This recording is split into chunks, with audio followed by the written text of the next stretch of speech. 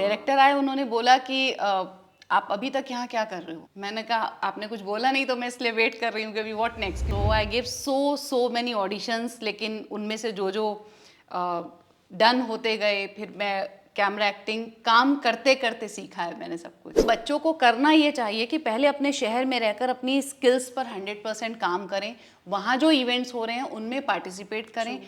They must learn what is good and what is bad. ये सोचकर girls आ जाती हैं कि I am quite pretty, I am very beautiful, I have zero figure, और जाते ही मुझे तो देखते ही काम मिल जाएगा, वो एक इल्यूज़न चल रहा है। मेरा ऐसा मानना है कि फिल्म ही समाज का आईना है, जो हम दिखाएंगे वैसा ही सोसाइटी सोचेगी, देखेगी। तो पोर्टफोलियो अभी आपको काम नहीं दिला सकती। अभी तो आप ऑन स्क्रीन क्या कर रहे हैं वही आपको अच्छे काम दे सकती है। मतलब if you are comfortable with your outfits, if you are comfortable with your hair, if you are comfortable with your makeup, तो आपका कॉन्फिडेंस 100 पर होता है। जहाँ ग्रे शेड में प्ले कर रही थी तो प्रीमियर पे I decided to wear one piece western. Social media influencer and actor में ज़मीन आसमान का फ़र्क है, क्योंकि लिप सिंक करना अलग चीज़ है और अपने किरदार को महसूस करना, उसकी तैयारी करना, उसके अंदर एंटर होना, उस किरदार में रहकर उसको परफॉर्म करना नीड्स लॉट्स ऑफ कॉन्फिडेंस। मुझे नहीं लगता कि इन्फ्लुएंसर्स का एक्टिंग से कुछ भी लेना देना है। I do not appreciate it. जो एक्टर होगा तो वो पैसों के बात शायद लास्ट में करेगा, और हो सकता है करे भी ना,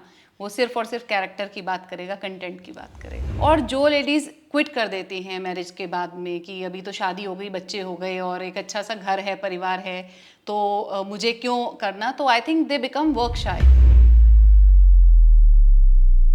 Hello everyone, I am Dr. Sujata Kapoor, host and anchor of your show, Curvy Shite. Ladies and gentlemen, it is said a winner is one who never stops dreaming, and success comes when you do small, consistent efforts but on a regular basis. And it's an honor to welcome the guest of today's show, Garima Agarwal. She has done movies like Dono, Tarla, Dr. Aurora, with top and big banners with Bollywood. Let's welcome, without further ado, Garima Agarwal.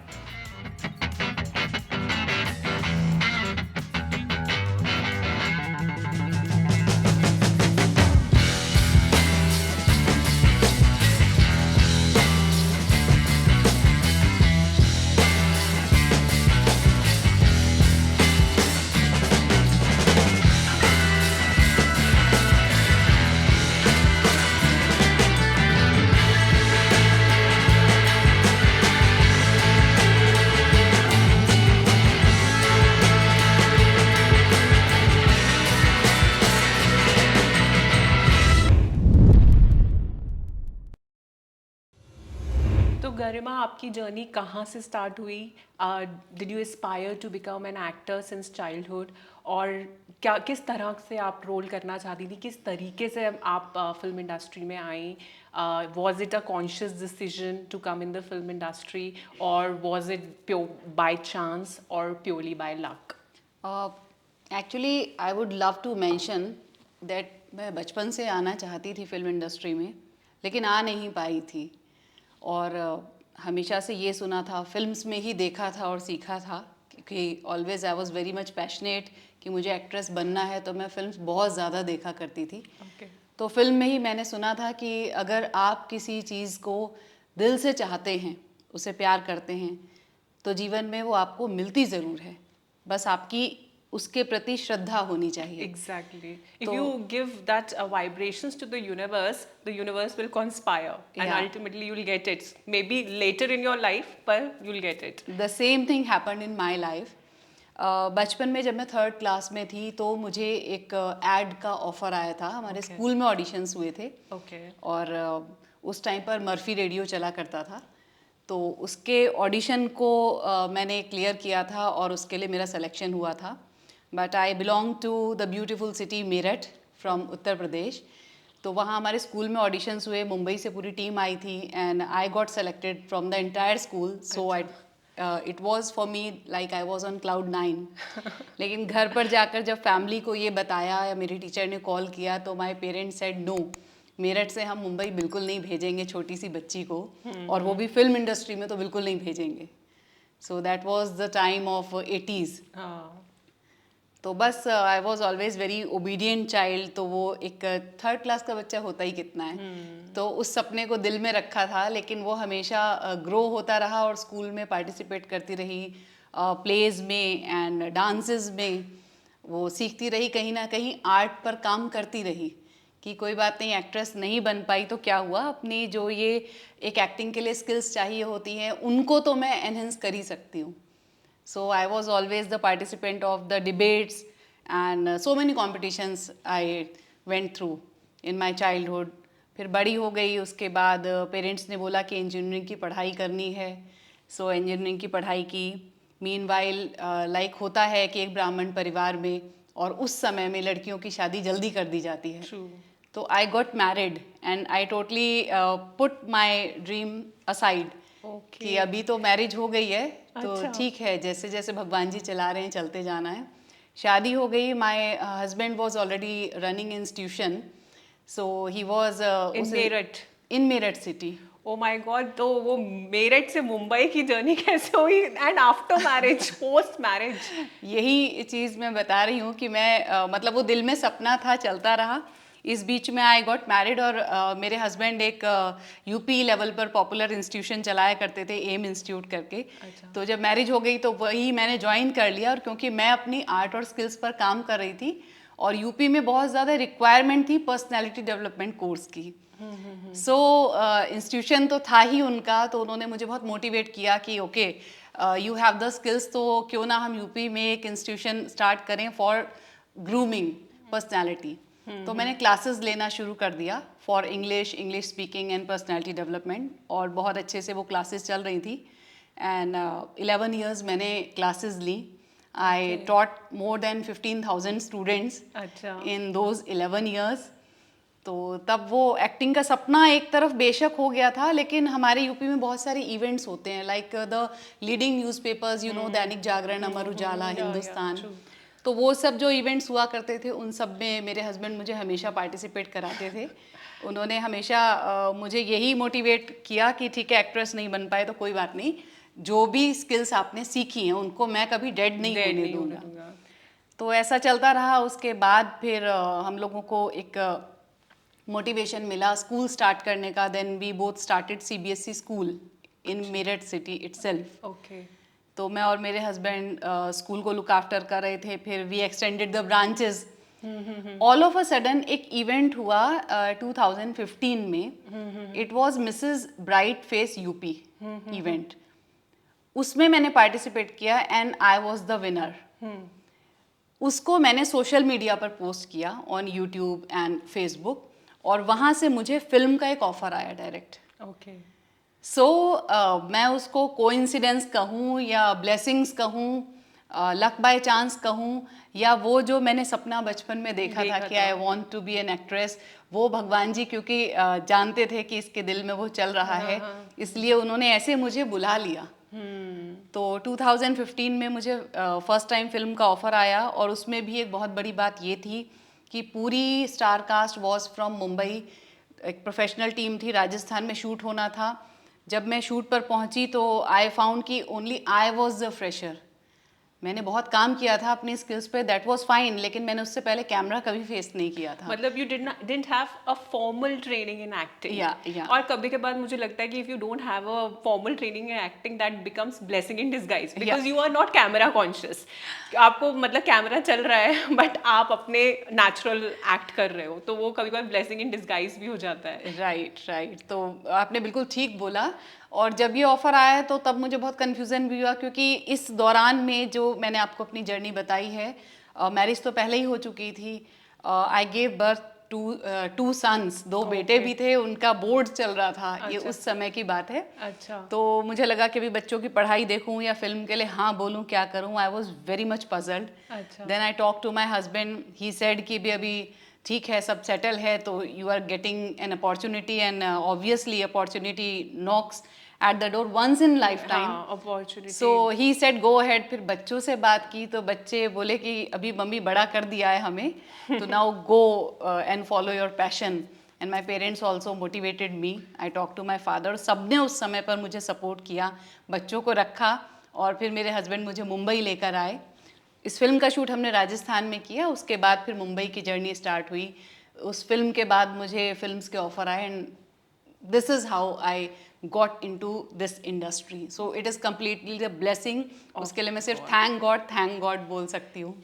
मुझे ऐसा लगता है कि आपके husband का भी बहुत बड़ा कंट्रीब्यूशन है to Exactly. Bring you to Mumbai, because once he settled, all of the entire family settled in Meerut, वहाँ से मुंबई आना अपनी वाइफ का ड्रीम पूरा करने के लिए। एंड आई एम श्योर कि आपके इन लॉज और आपकी फैमिली की तरफ से कुछ ना कुछ तो हुआ होगा कि अभी इस उम्र में when you are doing so good, you are having a CBSE school and why you want to try hand at acting, but वो होता है ना कि एक inner passion कि आपको follow करना है, and it is not about money, it's about contentment, satisfaction. वो आपको passion pursue करने में ही मिलता है।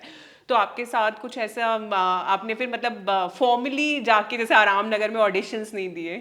नहीं, एक्चुअली वो फिल्म हम लोगों ने शूट की थी, 1 मंथ की शूटिंग हुई राजस्थान में। तो वहाँ जब शूटिंग हो रही थी, मैंने आपको बताया कि I face the camera very first time. तो जो हमारे डायरेक्टर थे, उन्होंने जिस दिन मेरा शॉट लगाया फर्स्ट डे, उसके बाद कोई कमेंट नहीं किया जब वो शॉट पूरा हो गया। तो मैं और मेरे हस्बैंड दोनों सेट पर बैठकर बहुत बड़ा क्वेश्चन मार्क लेके बैठे थे कि अभी ये डायरेक्टर सर आएंगे, ये कहेंगे कि भाई आपका पैकअप हो गया, आपने अच्छा नहीं किया है, ऐसा मुझे लग रहा था। क्योंकि I was facing this everything set and everything, every professional team very first time in my life. But because that angel my husband was sitting with me, so हम दोनों हाथ पकड़ के बैठे थे एंड ही वाज सेइंग देखो जो होगा अच्छा होगा, तुम्हें सिर्फ इतना सोचना है कि भगवान अभी आप ये मौका मेरी ज़िंदगी में लेकर आए हैं, मेरे अच्छे के लिए हो तो अच्छा कमेंट आना चाहिए वहाँ से, नहीं होगा तो कोई बात नहीं, हम घर वापस चलेंगे। मीनवाइल डायरेक्टर आए, उन्होंने बोला कि आप अभी तक यहाँ क्या कर रहे हो? मैंने कहा आपने कुछ बोला नहीं तो मैं इसलिए वेट कर रही हूँ कि अभी व्हाट नेक्स्ट, क्योंकि मुझे कुछ भी नहीं पता था। तो he said shot was okay, आप गए नहीं आज, आपका यही सीन था, आपको घर जाना था। दैट टाइम मतलब मैं तो बिल्कुल आंखों से आंसू आ गए और मतलब इतना लगा कि मैंने दिल से, क्योंकि वो बचपन में भगवान से प्रार्थना की थी कि मुझे एक्ट्रेस बनना था, ये वो मोमेंट है जो शॉट ओके हो गया। मुझे नहीं पता था कि क्या मार्क होता है, that time I didn't know anything कि कैमरा यहाँ है तो व्हाट इज़ द मार्क, कहाँ खड़ा होना है, क्या करना है, कैसे फेस करना है, कुछ भी नहीं पता था। फिर हम मेरठ वापस चले गए, 1 मंथ शूट हुआ पूरा एंड उस फिल्म में मैं पैरेलल लीड कर रही थी। अच्छा। उसके बाद फिर मेरठ चले गए वहाँ, क्योंकि जो 1 महीने में हमने शूट किया तो वहाँ से रिलेशंस बने, ग्रुप्स बने। उसके बाद वहाँ से ऑडिशंस मेरे पास आने शुरू हुए। Then I got selected in audition for another film. तब फिर मेरे हस्बैंड मुझे मुंबई लेकर आए जनवरी 2016 में, और इस तरह से फिर यात्रा शुरू हुई। ऑब्वियसली ऑडिशंस तो देने ही होते हैं एक्टर्स को, क्योंकि डायरेक्टर का, राइटर का अपना एक विजन होता है हर कैरेक्टर के बारे में। तो जो आपने कहा कि आपको आराम नगर में ऑडिशन नहीं देने पड़े, ऐसा नहीं है, मैंने बहुत सारे ऑडिशंस दिए हैं। क्योंकि अपॉर्चुनिटी आपको एक फिल्म तो दे सकती है, एक बार तो ऐसा हो सकता है जैसा मेरे साथ हुआ, उसे मैंने थैंक गॉड करके एक्सेप्ट किया, मैंने और मेरी फैमिली ने। लेकिन वो स्टार्टिंग था, वो तो एंट्री थी, that was the entry only. लेकिन आगे क्योंकि मुझे अभी लग गया था कि हाँ आई कैन डू इट, तो उसके लिए मैंने बहुत सारे ऑडिशंस दिए, रामनगर 1, 2 एंड जैसा कि हर एक्टर को गुजरना होता है उस यात्रा से। So I give so many auditions, लेकिन उनमें से जो डन होते गए, फिर मैं कैमरा एक्टिंग काम करते करते सीखा है मैंने सब कुछ। कभी भी कोई एक्टिंग कोर्स करने की जरूरत नहीं पड़ी। तो आपको कभी ऐसे नहीं लगा फॉर्म डिस्क्रिमिनेशन मतलब ऑन द सेट्स, एक न्यू कमर और ऑलरेडी वेटरन एक्टर्स, को एक्टर्स जो बहुत पॉपुलर हैं या जो को एक्टर्स बहुत एक्सपीरियंस्ड हैं, तो कभी आपको ऐसा फील नहीं हुआ कि हाँ ये तो न्यू कमर है, वो शी इज़ नॉट गुड, ऐसा कुछ डिस्क्रिमिनेशन, या हमेशा आपको कैसा, मतलब कोई ऐसा incident? I don't think so, मुझे ऐसा कभी महसूस नहीं हुआ, क्योंकि ऐसा है भी नहीं। मैंने हमेशा यही पाया है कि जिन बड़े एक्टर्स के साथ में, मतलब आई मीन एक्सपीरियंस्ड एक्टर्स के साथ में मैंने काम किया है, they are always very humble, very polite. और वो सामने अगर कोई फ्रेशर भी आ रहा है या कोई न्यू कमर आ रहा है, तो वो खुद से आगे चल के उस एक्टर को कंफर्टेबल करते हैं ताकि दोनों मिलकर एक सीन बना सकें। तो ऐसा वाला जोन रहा। आई नेवर फाउंड कि किसी ने कोई भी इस तरह का एरोगेंट बिहेव किया हो।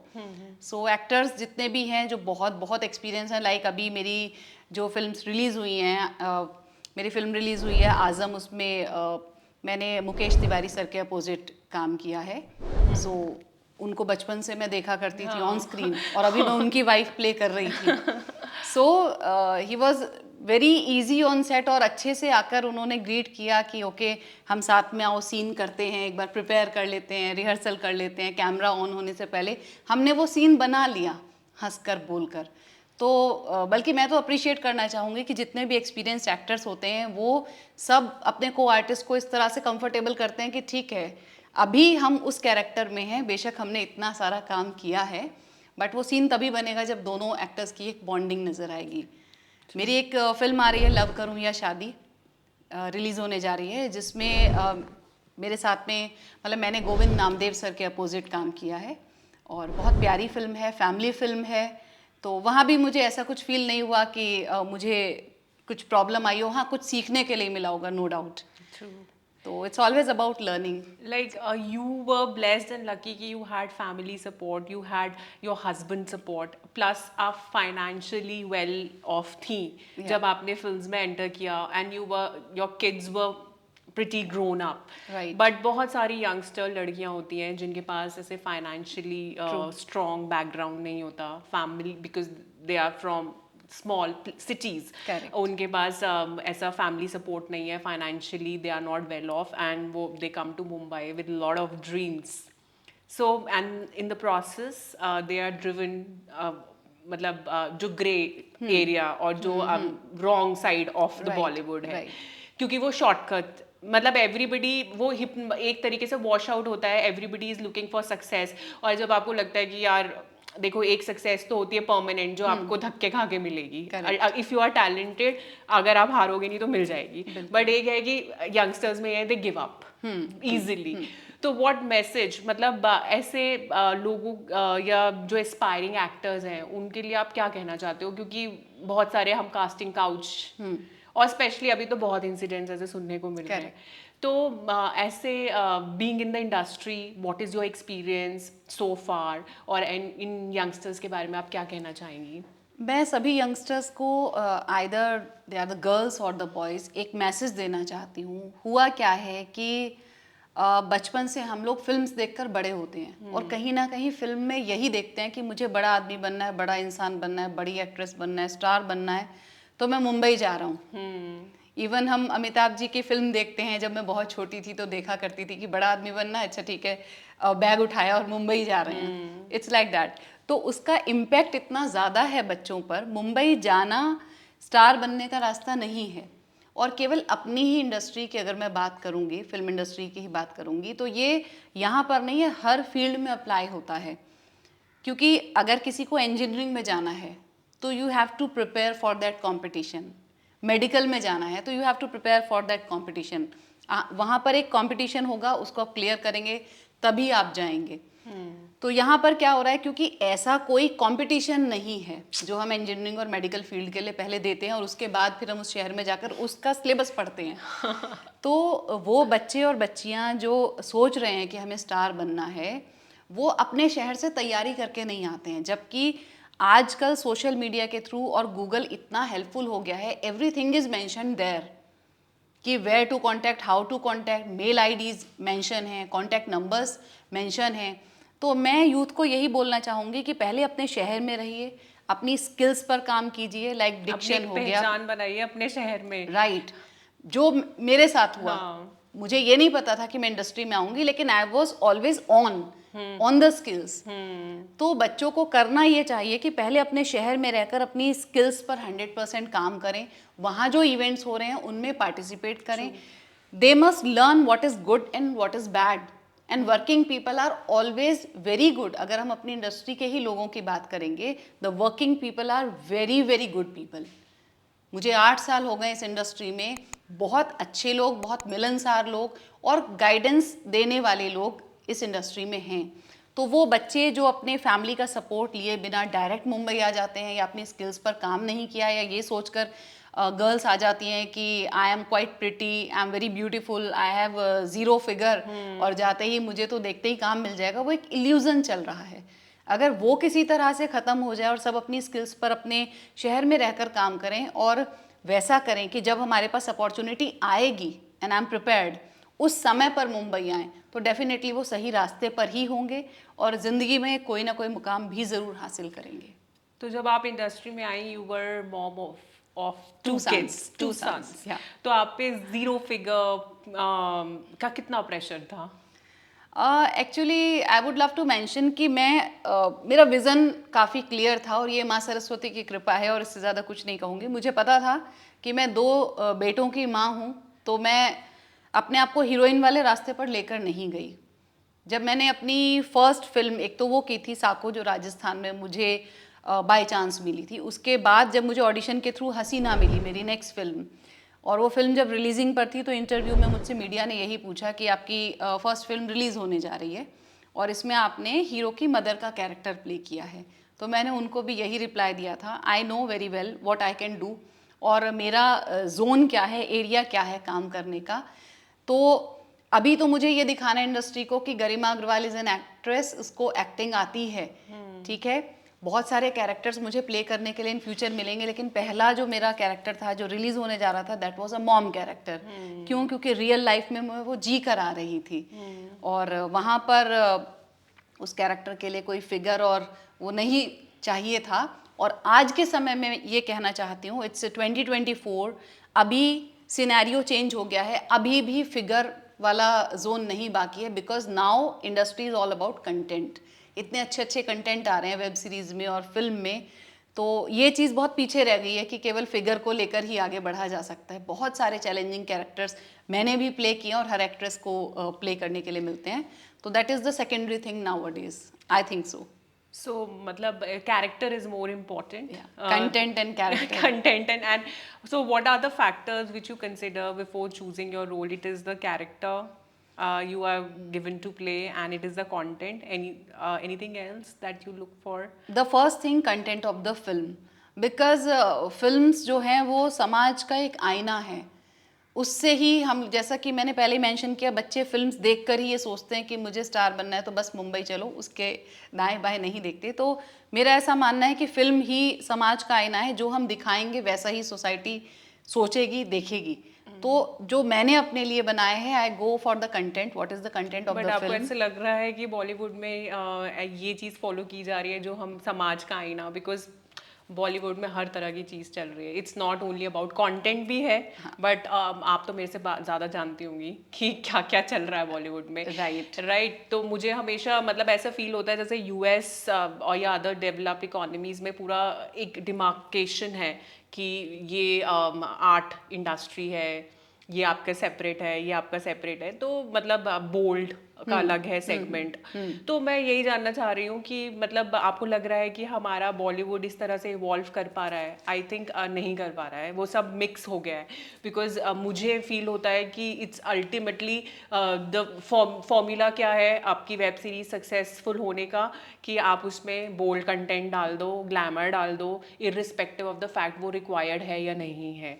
तो मुझे नहीं लग रहा कि बॉलीवुड उस चीज़ को फॉलो कर पा रहा है। जैसे यूएस में it's clear demarcation of the industries, जिसको वो पसंद है उसमें जाए, जिसको और सब्सटेंस के रोल करने वो उसमें जाए। तो बॉलीवुड कहाँ स्टैंड करता है? बॉलीवुड, मैं ये कहूँगी कि बीच में एक ऐसा जोन आया था फिल्म्स का जब ये चीज़ दिमाग में नहीं रखी गई थी, लेकिन ऑडियंस आर द बेस्ट जज। ऑडियंस ने फिल्म इंडस्ट्री को बताया है कि you are going on the wrong track, तो अभी ट्रैक पर वापस आना स्टार्ट हो गया। You are right at your point कि नहीं, अगर आप देखिए एक सोशल कॉज की मूवी है और एक मूवी में पूरा एक्शन है, थ्रिलर है, बोल्ड है, तो कोई ऑडियंस जाएगा नहीं। और कौन सोशल कॉज की मूवी फ्री ऑफ कॉस्ट भी नहीं देखेगा, बट उसी में कोई बोल्ड कंटेंट होगा तो वो देखेंगे। लेकिन now the time has changed, ये वाला जोन भी आया था, लेकिन दिस टाइम अभी जो समय चल रहा है, बहुत ज़्यादा जो एक्शन वाली मूवी हैं या जिसमें कुछ बोल्ड सीन्स हैं, वो भी फ्लॉप हो रही हैं फिल्म्स।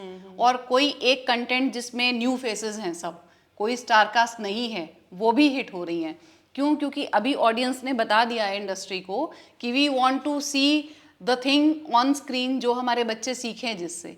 तो ये अभी रिसेंट जो फिल्म्स आ रही हैं, वेब सीरीज आ रही हैं, उसमें चीज़ें चेंज हो गई हैं। और जैसा कि आप हॉलीवुड का एग्जांपल दे रहे हैं, तो हमारे यहाँ भी अभी ये एक चीज़ें बन चुकी हैं कि अगर आप नेटफ्लिक्स देख रहे हैं, अमेजोन देख रहे हैं, अच्छे प्लेटफॉर्म्स पे देख रहे हैं, तो वहाँ पर अच्छे कंटेंट्स अवेलेबल हैं। But if you are going, मैं नाम नहीं लूँगी किसी और OTT प्लेटफॉर्म का, बट वास्तव में बॉलीवुड में भी कुछ OTT प्लेटफॉर्म्स हैं जहाँ पर जिसको गंदगी देखनी है, they can choose that one also.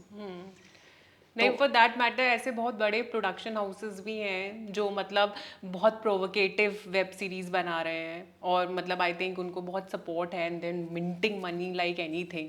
तो वो मुझे मतलब पर्सनली ऐसा फील होता है, और maybe through this I want to send a message and I think you will support me on this, कि हमको एक अलग चीज़ें करनी चाहिए, बिल्कुल सेगमेंट अलग, जिसका जहाँ इंटरेस्ट हो, क्योंकि there are many people like I am also an inspiring actor, तो I also want to do roles of content, और मुझे I don't want to be driven. फिर क्या होता है, आप अपना टैलेंट नहीं दिखा पाते हो, आप डिस्करेज हो जाते हो। तो गरिमा, तो ये तो आपकी जर्नी रही, और मैं ये जानना चाहती हूँ, since we are talking about fashion and entertainment, तो आपको लगता है कि वो जो ब्यूटी पैजेंट आपने जीता उसका बहुत बड़ा रोल रहा? बहुत बड़ा रोल तो रहा। अगर कोई मैं उसी की एक्टर वजह से बनना आज चाहता है तो उसमें फैशन, ब्यूटी पैजेंट्स का क्या रोल है? मतलब क्या एक ये ईजियर रोल है कि हम ब्यूटी पैजेंट करें, फिर ब्यूटी पैजेंट में हमारी ग्रूमिंग हो रही है और उसके थ्रू हम इंडस्ट्री में आए? आई डोंट थिंक कि उसका मेरी लाइफ में बाय चांस बहुत बड़ा रोल है, लेकिन अभी ये चीज़ जब मैं उसको कर रही थी, दैट टाइम मेरा जो वेट था वो अब से डबल था। अच्छा। ठीक है, मैंने अपने डांस पर और स्पीकिंग स्किल्स पर हमेशा काम किया, वो एक अलग चीज़ थी। तो मैं ये नहीं कहूँगी कि आप मॉडलिंग के थ्रू या ब्यूटी पेजेंट के थ्रू आप इंडस्ट्री में आ सकते हैं। The thing is that you keep on working hard on your skills, that's it. और अभी तो चीज़ें मुझे लगता है पहले के कंपैरिजन में, क्योंकि मैं जब से आई हूँ तब से मैंने तो ऑडिशन वाला ही टाइम देखा है। और अभी तक मेरी जितनी भी फिल्म्स हैं, like I played grey shade in my film जहाँ चार यार, अच्छा। तो उसमें मैंने स्वरा भास्कर जी के साथ में ग्रे शेड प्ले किया, and it was totally new character for me. But the time when I was giving the audition for that character, वो वहीं ऑडिशन में ही उतनी मेहनत हो गई थी कि उस कैरेक्टर में जाना है, तब मेरा सिलेक्शन हुआ। फिर अभी जिस फिल्म का आपने जिक्र किया, दोनों राजश्री की फिल्म, उसके लिए I gave 5 times auditions. Okay. First में वो उन्हें अच्छा लगा, सेकंड में उन्होंने मुझे कुछ और इम्प्रूवमेंट करने के लिए बोला, फिर वो इम्प्रूव करके मैंने ऑडिशन बनाया। उसके बाद फिर 1 हफ्ते के बाद उनकी कुछ और गाइडलाइंस आई, तो मैंने थर्ड ऑडिशन बनाया। इस तरह से जब मैंने 5 ऑडिशन दिए, तब मेरा सिलेक्शन राजश्री की फिल्म दोनों के लिए हुआ। तो मुझे कहीं ना कहीं ये लगता है कि इट्स ईजियर कि आपको ये नहीं सोचना कि आप मॉडलिंग के थ्रू आएंगे, किसी ब्यूटी पेजेंट के थ्रू आएंगे, या अभी आपको कोई बहुत सारा पहले चलता था फोटोशूट, पोर्टफोलियो। तो पोर्टफोलियो अभी आपको काम नहीं दिला सकती। अभी तो आप ऑन स्क्रीन क्या कर रहे हैं वही आपको अच्छे काम दे सकती है। मतलब you have to be visible on the screen, मतलब आपको दिखा, जो दिखता है वही बिकता है, तो हम कहीं ना कहीं दिखते रहना चाहिए कंसिस्टेंटली, चाहे छोटा रोल हो चाहे बड़ा हो, बट आपको कंसिस्टेंटली छोटा छोटा काम करके भी यू कैन मेक बिग। मतलब डोंट सेट कि मुझे सीधा एक बड़ा ब्रेक मिल जाएगा and keep waiting for that break. छोटा छोटा मीनिंगफुल काम बहुत सारे ऐसे आजकल स्टार्स हैं जिनकी जर्नी अगर आप पढ़ने जाएंगे तो वी हैव सीन कि भाई उन्होंने सिर्फ एक छोटा सा कैरेक्टर उस फिल्म में किया था, and today they are doing the lead characters. तो I also believe in that and I am following the same, और ऐसा हुआ भी है। क्योंकि मैं नहीं कहूँगी कि पहले ही दिन से मैंने राजश्री के साथ काम किया था, या अभी मेरी फिल्म रिलीज हुई है यशराज बैनर की महाराज, इट्स स्ट्रीमिंग ऑन नेटफ्लिक्स। तो पहले ही दिन से मैंने वो नहीं किया, मैंने भी पहले छोटे छोटे कैरेक्टर्स किए थे और बहुत छोटे कैरेक्टर किए थे, लेकिन क्यों आई एम ब्लेस्ड ये कह सकती हूँ, या आप जो काम कर रहे हैं चाहे वो छोटा है या बड़ा है, वो उसमें अपना पूरा 100% दे दीजिए, शायद वही वर्कआउट हो सकता है। क्योंकि मेरी जर्नी ऐसी रही है, तो मैं वही बताऊंगी आपको जो मेरा एक्सपीरियंस है। So Garima, what is fashion for you? For me fashion is जो आपको सूट करे। It's not about wearing the cover dresses और ओपन ड्रेसेस, और वेस्टर्न चल रहा है तो go ahead with the western, या अभी जो स्टार्स पहन रहे हैं वैसा कुछ पहनना है, या मार्केट में क्या अभी ट्रेंडी है वो है। फॉर मी फैशन इज जिसको पहनकर मैं अपने आप में कॉन्फिडेंट महसूस करूं, मैं अच्छी दिखाई दूं। और ये बहुत मैटर करता है। अगर आप कोई इंटरव्यू दे रहे हैं, आप शूट पर भी हैं, if you are comfortable with your outfits, if you are comfortable with your hair, if you are comfortable with your makeup, तो आपका कॉन्फिडेंस 100 पर होता है। तो फॉर मी फैशन इज आप जो प्रीमियर स्क्रीनिंग इन सब पे जाती हैं, क्या प्रेफर करती हैं? इंडियन, वेस्टर्न, क्या पहनना प्रेफर करती हैं? मेरा हमेशा से एक मानना है कि जिस तरह का किरदार मैंने फिल्म में निभाया होता है उससे कुछ रिलेटेड होना चाहिए। क्योंकि by the grace of God मुझे वेरिएशंस मिले हैं कैरेक्टर प्ले करने में। जहाँ ग्रे शेड में प्ले कर रही थी तो प्रीमियर पे I decided to wear one piece western. जहाँ मैं अभी आने वाली मेरी जो फिल्म है लाइक मदर कैरेक्टर मैंने प्ले किया है, लेकिन mother is parallel to the lead, क्योंकि कहानी पूरी पेरेंट्स और बच्चे के बीच में ही जा रही है। सो वहाँ मैं ऑब्वियसली साड़ी पहनकर जाना चाहूँगी। So I love to wear both sort of dresses, depends कि किस तरह का किरदार मैंने निभाया, तो मैं चाहूँगी कि मैं उसी में अपना प्रीमियर अटेंड करूँ। तो गरिमा, जैसे आपने देखा है आजकल सोशल मीडिया का इन्फ्लुएंस इतना सोसाइटी में इंक्रीज हो गया है। They are so called influencers with million and million of followers. तो अगर आप उनको कॉन्टैक्ट करने की कोशिश करें तो वो अपने सेल्फ प्रोक्लेम्ड एक्टर्स हैं, क्योंकि उनको लगता है कि लिप सिंक कर लिया, वीडियो बना लिया तो हम एक्टर बन गए। तो आप उनको कांटेक्ट करें तो वो मतलब they are not interested in any kind of rehearsals, they do not understand कि क्या स्किल्स आपको चाहिए, कैसी डायलॉग डिलीवरी होनी चाहिए। उनको लगता है कि हम ऑलरेडी इन्फ्लुएंसर हैं तो हम एक्टर्स हैं, और वो सीधा पूछते हैं कि कहाँ कब है शूट, किस दिन शूट है, और हमें कहाँ आना और कितने पैसे मिलेंगे। बस 2 ही क्वेश्चंस होते हैं उनके। तो आप ऐसे इन्फ्लुएंसर्स और इस सोशल मीडिया जो इस तरफ मोड़ ले लिया है और लोगों को गलत डायरेक्शन में लेके जा रहा है, आप what is your take on that? I think both things are just a part. Social media influencer and actor में ज़मीन आसमान का फ़र्क है, ऐसा मैं सोचती हूँ। शायद हर एक्टर यही सोचता होगा। क्योंकि लिप सिंक करना अलग चीज़ है और अपने किरदार को महसूस करना, उसकी तैयारी करना, उसके अंदर एंटर होना, और फिर उसको केवल कैमरा के सामने नहीं, एक जब हम सेट पर काम करते हैं तो so many people are there, उन सब के सामने उस किरदार में रहकर उसको परफॉर्म करना नीड्स लॉट्स ऑफ कॉन्फिडेंस। और फिर आपके सामने जो आपका को एक्टर हैं वो आपसे अनुभव में बहुत बड़े हैं, उन्होंने एक से एक सुपरहिट फिल्म्स दी हुई हैं, उनके साथ में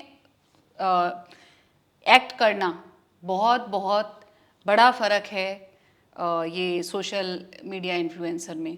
क्योंकि रील तो एक रूम में बैठकर भी बनाई जा सकती है, बिल्कुल केवल आप हैं और आपका कैमरा है, आपको कुछ प्रिपेयर नहीं करना, कुछ रिहर्स नहीं करना, आपको जो पका पकाया दिया हुआ है वो करना है। तो दोनों चीज़ों में बहुत बड़ा डिफरेंस है। मुझे नहीं लगता कि इन्फ्लुएंसर्स का एक्टिंग से कुछ भी लेना देना है। I do not appreciate it. हाँ, रील्स मैं भी बनाती हूँ, खुद भी बनाती हूँ, but I make with my family for my entertainment, for enjoyment. जब मेरे पास एक्टिंग के अलावा समय होता है, मेरे स्कूल्स के अलावा समय होता है, मेरे बच्चों की जिम्मेदारी के, basically it's an investment, you have to invest your time, efforts in to become an actor. Exactly, बैठे बिठाए कोई एक्टर नहीं बन सकता। Every moment learning, every moment you are आप लर्निंग। एक सेट से जब दूसरे सेट पर जाते हैं तो आप उस किरदार को आपको छोड़ना होता है और दूसरे को पकड़ना होता है, उसको महसूस करना होता है और फिर उसको निभाना होता है। तो it's all about learning each and every moment, और हर क्षण आपको सीखना होता है। तो मुझे लगता ही नहीं है कि दोनों के बीच में कोई भी कनेक्टिविटी है, ज़रा छोटी सी भी कोई कनेक्टिविटी है। And the thing you are saying कि वो फ़ोन उठाते ही बोलते हैं कि कितने पैसे मिलेंगे, और वो शायद इसीलिए क्योंकि वो उस गहराई को महसूस ही नहीं कर सकते जो एक एक्टर महसूस करता है, इसलिए शायद एक्टर भी नहीं बन पाते। हाँ, इसीलिए एक्टर नहीं बन पाते। क्योंकि एक्टर सबसे पहले कहीं से भी फ़ोन आएगा वो पूछेगा कि what character I am going to play, मेरा क्या किरदार है, उसका आपकी कहानी से क्या लेना देना है, क्या कनेक्टिविटी है, मुझे किस पर तैयारी करनी होगी, मैं अभी उसके लायक हूँ या नहीं हूँ, या मुझे अपने ऊपर और काम करना है। जी बिल्कुल। जो एक्टर होगा तो वो पैसों के बात शायद लास्ट में करेगा, और हो सकता है करे भी ना, वो सिर्फ और सिर्फ कैरेक्टर की बात करेगा, कंटेंट की बात करेगा। और जैसे आपकी जर्नी तो post marriage, in fact post motherhood start हुई। कि मदरहुड तो वैसे एक लाइफ टाइम जर्नी है, बट मतलब पोस्ट प्रेगनेंसी, पोस्ट मैरिज, तो बट बहुत सारी फीमेल्स हैं वो सोचती हैं be end is the end is marriage. अब भाई शादी कर ली, हमको ऐसा पार्टनर चाहिए जिसके पास पैसा हो, जो फाइनेंशियली स्टेबल हो। अब बस हमने जितने इवन बहुत सारी एक्ट्रेसेस हैं who have left work post marriage, उनको लगता है कि बस अब ठीक है, अब मेरा करियर नीचे जा रहा है तो let's get married and that's a comfortable zone for them कि क्योंकि इतनी अच्छी लाइफस्टाइल लीड करी है तो एक ऐसा पार्टनर मिल जाए जिसके पास पैसा है, जो आपको एक कंफर्टेबल लाइफ दे देगा आगे। तो आप ऐसी मतलब फीमेल्स के बारे में क्या कहना चाहते हैं कि लाइफ इज़ नॉट मतलब marriage is not the end.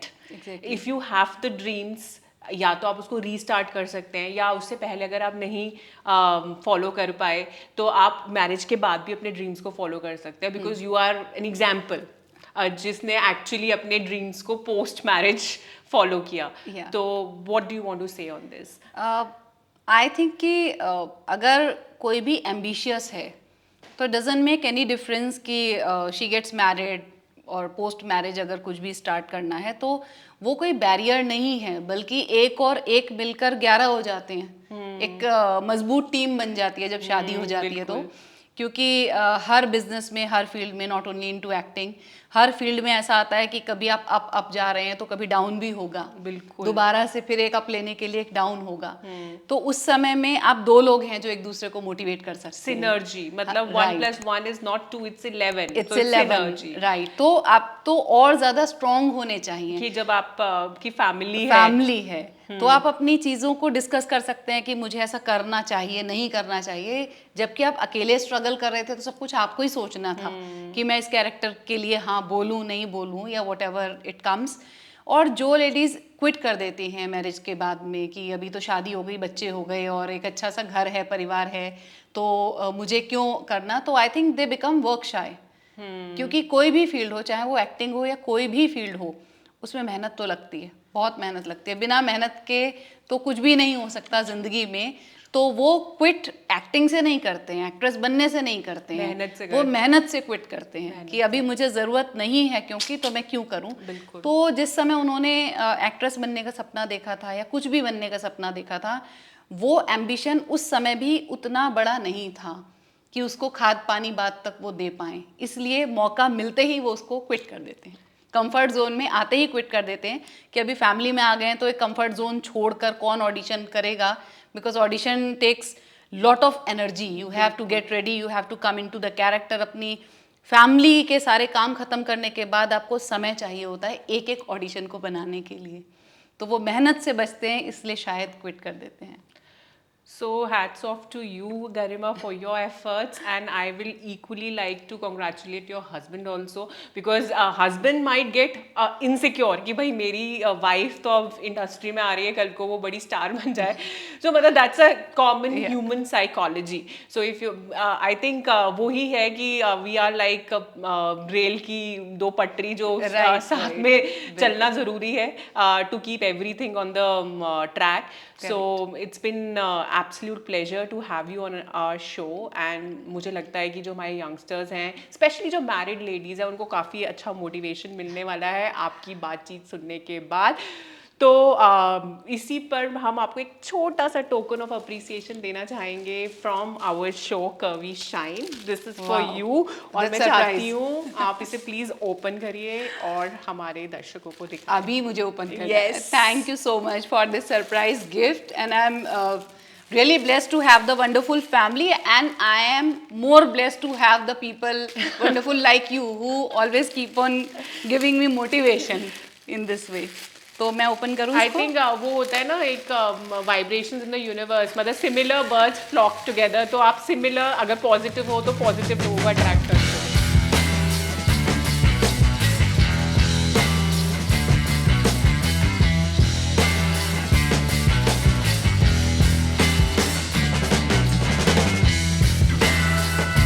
Oh my God, ये फोटो आपने जहाँ से भी लिया है, I can see your hard work, क्योंकि काफ़ी पहले का फोटो है। So it's beautiful and I really love this gift, and thank you so much to you my dear and to Curvy Shine. Thank you.